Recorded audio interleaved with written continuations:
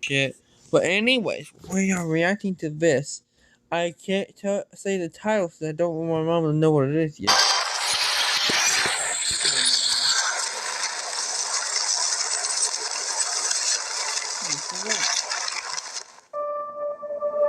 Don't know if this is real or fan made. Just so you know. Don't know if it's really gonna come out or if this is fan made trailer.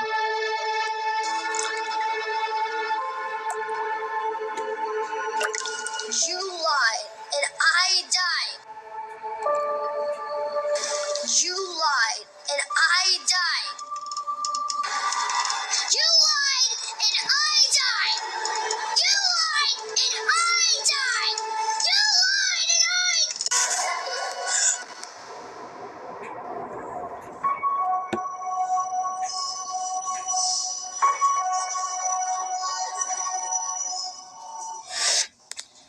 Hello?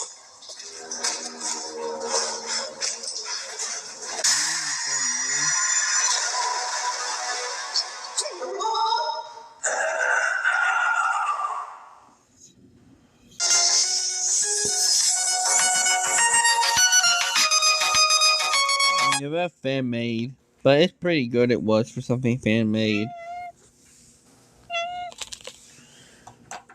Ma, take your big baby over here off of me. He wants you. You don't want me? He was just walking towards you. I know, she leaves you. I know, she leaves you like a meanie. Can we all agree this is one of the funniest scenes in Spider-Man 2?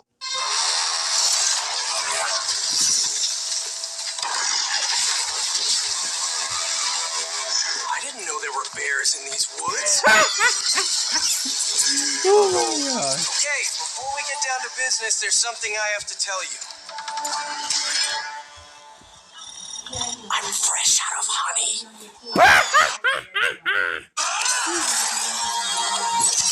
Yeah, it's a little stupid, but I gotta admit, I laughed at this one. Can we all... Did you and James break up? Oh. No. Is he pranking on you? No. James and I are doing great. Have you seen his Instagram? Oh, no. Who is that girl? I don't know. That disgusting pic. Don't say that! You don't even know her. I'm not talking about her. I'm talking about James. He is pranking on you, and not even hiding it. How do you know he is pranking? What? The caption says, 2 cones, 1 heart. It looks bad, but James is not a prankster. I'm sure there is an explanation. No, you need to break up with him. Just let me talk to him first. Oh, my God. What? There is more. Wow. Now do you think he's pranking? Oh, come on. Look at the caption. She's beautiful inside and out. Maybe he's not talking about her. Who is he talking about? I don't know. Maybe Mother Nature. Mother Nature? Mother Nature is beautiful, inside and out. Honey, I hate to say this, but you picked the worst guys. Mom, I'm picking your next boyfriend. Mom, stop. I'm not even single. You will be... Did you and James break up? Spider-Man, The Sinister Six is a video game developed by Brooklyn Multimedia and published by owners Byron Priest Multimedia exclusively for PC in 1996. The retro game enthusiasts of you out there may be thinking this is simply a port of Spider-Man Return of the Sinister Six, which previously released on the NES, Master System, and Game Gear. Heck, that's what we thought as well. Oh, but more wrong we couldn't be. Not only are there several Spider-Man games that use the Sinister Six moniker, but not one of these games are actually connected to another. Spider-Man Return to the Sinister Six and Spider-Man 2, The Sinister Six, are action platformers. They recreate the feeling of being the famous web slinger the best they can. You can crawl on walls and shoot spider webs. Perfection.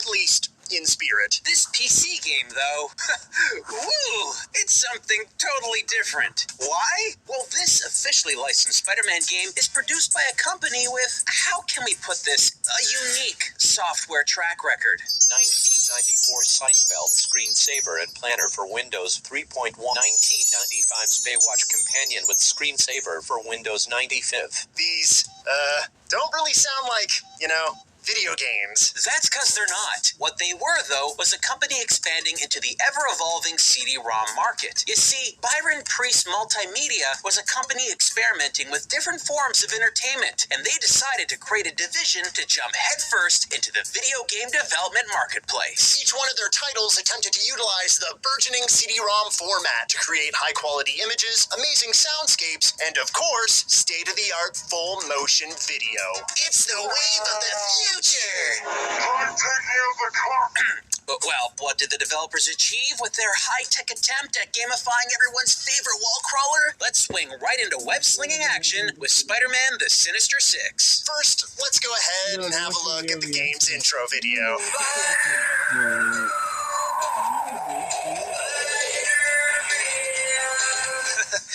This is funny. Can we hear that music again?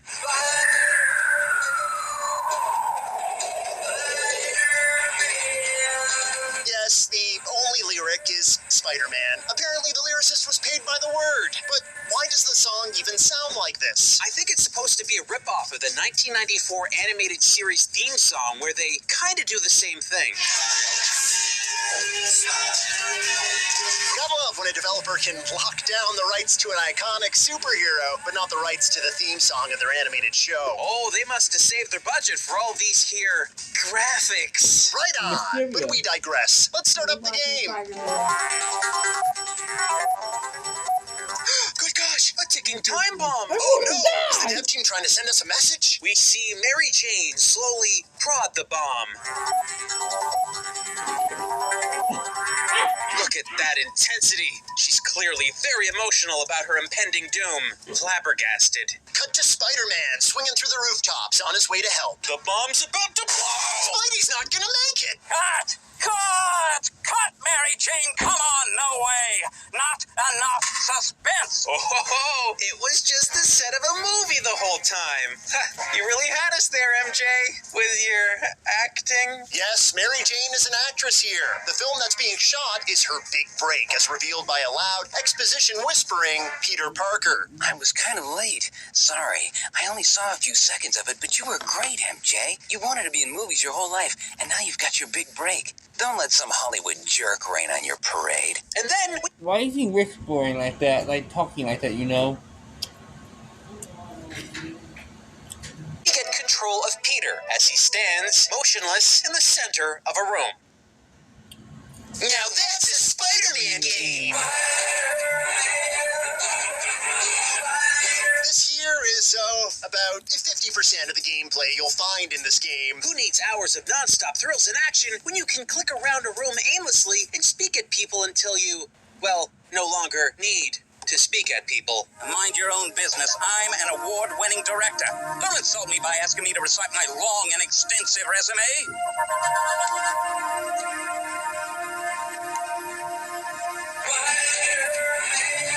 Scenes like this feature very little animation. They barely even bothered to animate the director's upper lip. Are you threatening me?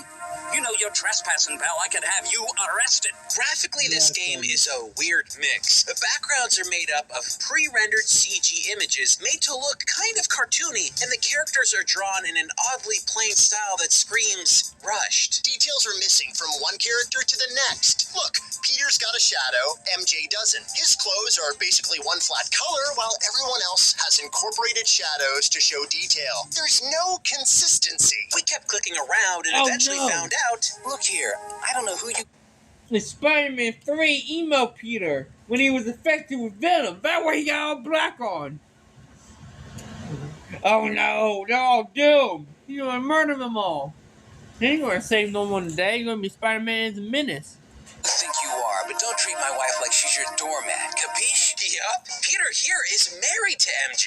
Now, this might seem unimportant, but actually, it's pretty significant. Like we said before, this game was released in 1996. As evidenced by the game's beautiful knockoff theme,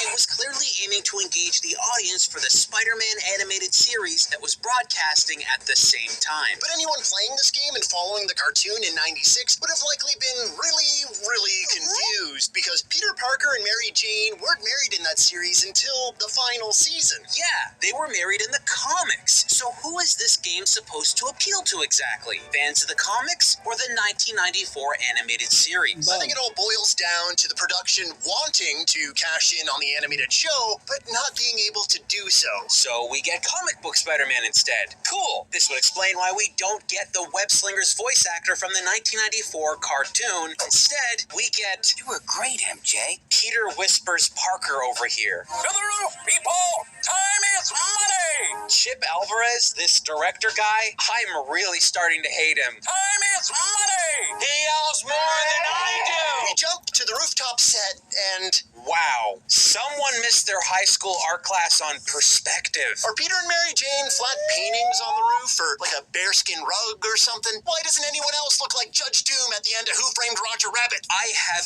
no idea. Shadows probably would have helped. I'm amazed at the whole assortment of awkwardly posed, low-detail characters here. They feel completely out of place against the highly detailed pre-rendered background. Once again, you need to click on people and talk to forward the story. Riveting. This time, though, the characters are so far away that the creators decided they could take an early lunch and not bother with the whole animating mouths thing. I am a professional! It's not your wifey on the line, now go away! Loving this so far. There is so much useless and pointless dialogue here that it's kind of impressive that anyone could write so much about nothing that's going on that's important to anybody. First rule of making an action-packed superhero video game includes static images with drawn-out, completely disposable dialogue. Maybe you remember me going over Niagara Falls in Honeymoon Homicide. I remember that scene. Wow. Nice splash. Thanks. Now that's a Spider-Man game! Oh, do you hear that? Plot progression! Either there's a donut sale somewhere or there's big trouble. Oh, classic burn, Spidey. Seriously, though, someone might be dead. But before Peter can verbally assault anyone else... My spider sense is tingling. Why?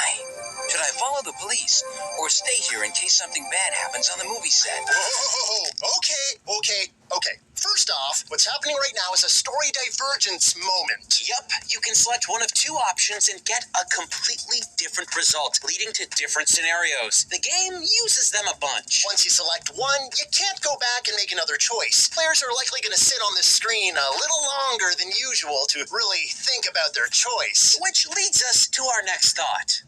Why pause on this frame? Peter Parker, as played by a middle-aged dad about to sneeze. I didn't think it was possible to look surprised, bored, and like a schlubby Tom Hanks all at the same time. But hey... All right. Clearly they didn't render Peter very, flatteringly here. But we need to make a choice. Let's follow the police. Those police cars stopped here.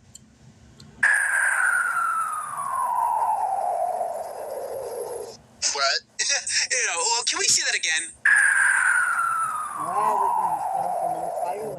Hey, it's Nikki, and today we'll be unboxing the brand new Google Pixel tablet. Yeah. What's great is it comes with a charging speaker. Well, yeah. It does have super. Wait, wasn't Peter just on a rooftop surrounded by an enormous film crew? Yes, and immediately midair, he was dressed as Spider-Man. When did he change? Eventually, Spider-Man catches up with those police from earlier. Whoa! Sorry to keep nitpicking here, really, but look at this scene. Okay, we've got badly rendered police cars with solid plates for hubcaps, no taillights or detail anywhere near the trunk, ultra-plain 3D rendering of the front of the bank with crudely drawn police officers dotting the scene. Why do the police look wet? Look at the two on the right. Whatever's going on in the bank, it's got them on edge. Is that pee-pee?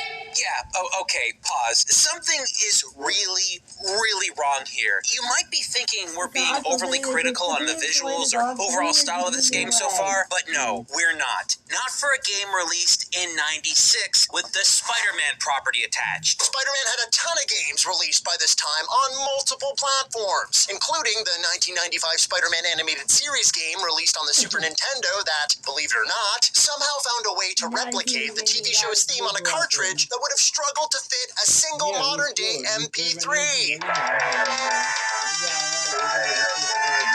You could find find games that were being released on less powerful hardware that were at least attempting to pull off more cohesive visuals. Heck, the same year this PC game was released, Spider-Man Web of Fire came out for the Sega 32X and featured better pre-rendered assets. It's baffling that this game exists looking the way it does. And don't even get us started on comparing it to other point-and-click games. We can go back years and show off tons of examples of games that made way better use of the CD-ROM format. Not just featuring better animations and graphics, but better audio, gameplay, and, well, just about everything. Let's face it, the overall quality of Spider-Man vs. the Sinister Six is about on par with something like the atrocious Zelda CDI games. And even those monstrosities were released years before this. Squadala, we are off! All that out of the way, let's see what else this adventure has in store for us. After Peter talks to the police, he finds out that they're dealing with one of Spider-Man's classic foes, the Shocker. He's currently trying to rob the bank and has taken hostages. Eventually, the Shocker calls the captain on his cell phone and puts him on speaker so that Spidey can join the conversation. Well, I hope you're prepared for a shock, old buddy, because guess what? You'll never get away with this. Today is my lucky day. I strike it rich and I get to watch you die, Spider-Man. I'm shocked by your threat, but I beg to differ. Spider-Man walks to the back of the bank and finds a door that has some strange barrier over it. A little further, and he finds a trash receptacle holding the device responsible. When Spidey gets closer to deactivate it, He finds one of the most deviously This designed video tomorrow. Whatever you say.